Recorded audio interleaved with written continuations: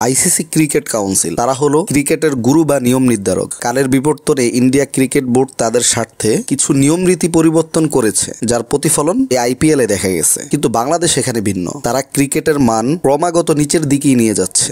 দিন দিন কতটা অবনতি করা যায় তা বাংলাদেশ ক্রিকেট থেকে সবার শিক্ষা নেওয়ার আছে।